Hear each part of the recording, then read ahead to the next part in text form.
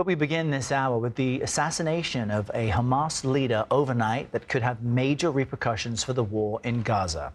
Ismail Haniyeh was killed in Iran after the inauguration of the country's new president. He was a chief negotiator in ceasefire talks. The U.S. confirms an Israeli airstrike killed the leader. And earlier this morning, Secretary of State Antony Blinken spoke about how this could impact peace talk negotiations. All I can tell you right now is I think nothing takes away from the importance of, as I said a moment ago, getting to the ceasefire, which is manifestly in the interests of the hostages and bringing them home. It's manifestly in the interests of Palestinians who are suffering terribly every single day. And this comes on the heels of another major assassination, this of a top Hezbollah commander in Lebanon. Imtiaz Tyab is in Beirut. Imtiaz, good morning to you. Yeah, hey, Errol, good morning. Well, it really does feel as if the Middle East is on the brink of yet another major escalation following those two assassinations that are believed to have been carried out by Israel, really in just a matter of hours, including here in Beirut. Now, one of the men killed, as we've been saying, is Ismail Haniyeh. He's Hamas's political chief and has really been a key negotiator for a ceasefire and hostage release deal with Israel. But now any potential agreement is in major jeopardy. Chaos in the immediate aftermath of the Israeli airstrike in the southern Beirut neighborhood of Tyab. When we arrived shortly afterwards, hundreds had gathered after learning 4 people, including 2 children, were killed and at least 70 wounded in the attack. Well, you might be able to see over my shoulder that building over there that was damaged in that Israeli strike. And as you can imagine, it's a scene of real chaos here, but also one of real anger. In a move almost unheard of, the Israeli military claimed responsibility for the strike and named its target. Fuad Shukur, also known as Said Muhsin, Hezbollah's most senior military commander and the head of its strategic unit. Israel says Shukur was responsible for a rocket attack on a soccer field over the weekend that killed 12 young people in the Golan Heights. But before Hezbollah could even respond to his apparent killing, Iranian state TV announced another major assassination. Ismail Haniyeh, the leader of Hamas's political wing.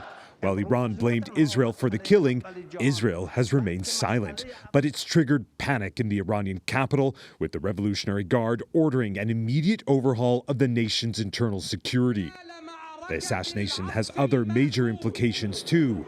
Haniyeh was leading ceasefire and hostage release negotiations for Hamas and was widely seen as more moderate and pragmatic than Hamas's military leaders who, after nearly 10 months of brutal warfare, continued to battle Israeli forces in Gaza. The fear now is those talks could be completely abandoned. And this morning, Defense Secretary Lloyd Austin said an all-out war in the region is still not what he called inevitable.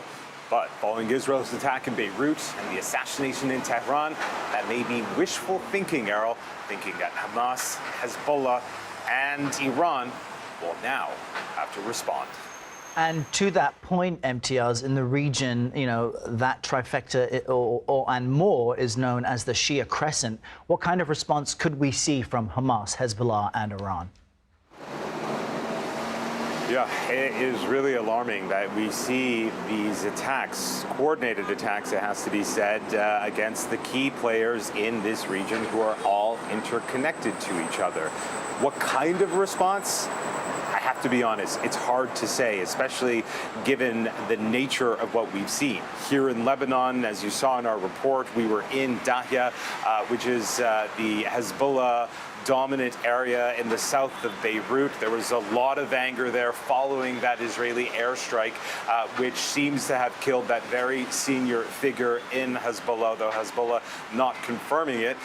And then, of course, we have what happened in Tehran with Hamas's political leader and key negotiator killed in an Israeli strike, at least that's what the Iranians say, in Iran, while as a guest of the Iranians. He was there for the inauguration of the new Iranian leader. Now, this has triggered massive panic in Iran. In fact, we've heard that they fired their chief of internal security just hours after the assassination. And so while all of these things are happening, at some point, these three groups, either separately or together, will calibrate some sort of response. And that would be very alarming indeed.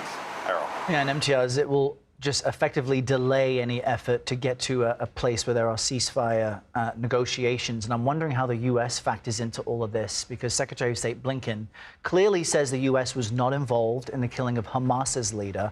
But Iran's foreign ministry says the U.S. does bear responsibility for the killing, as it is Israel's biggest ally. So how is the U.S. impacted as it tries to temper tension in the region? Yeah, and that's a really good way of putting it. The U.S. is really trying to temper a situation here. In fact, we've heard from the Defense Secretary, Lloyd Austin, who said that it is not inevitable that we're going to see an all-out war, really echoing what we've been hearing from the State Department for the last few days. This is really an attempt from the U.S. to really try to calm the situation down. But the U.S. is in a very tricky situation.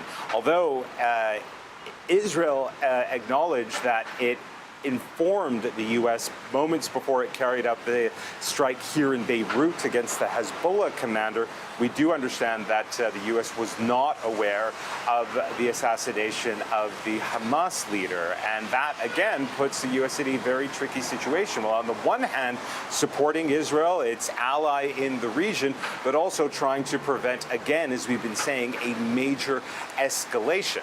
Now, it has to be said, although the U.S. does not have direct contacts with Hamas, Hezbollah, or Iran, they do have indirect communications and have been for many, many months now, really since October the 7th. And we know that there has been some success in trying to reduce tensions, especially when things have gotten extremely tense in previous months. And the hope is they'll be able to achieve something similar this time around. Errol. All right, Imtiaz, Tyab, thank you. Now, our Debora Patta is in the West Bank, where protests have broken out over the deadly strike that killed the Hamas leader in Iran. She brings us reaction from people there. There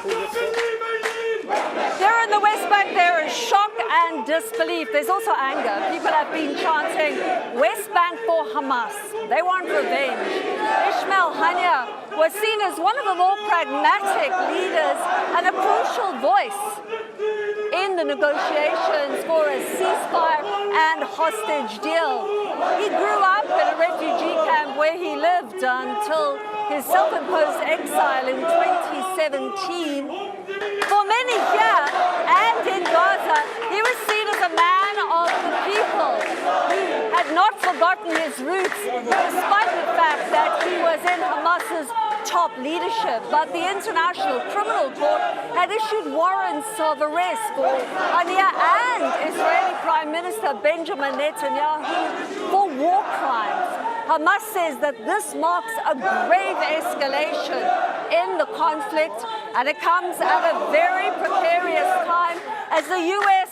continues to push both Israel and Hamas to sign a deal for a truce to release more than 100 hostages still in Gaza. Debora Patta, CBS News, Ramallah, in the occupied West Bank.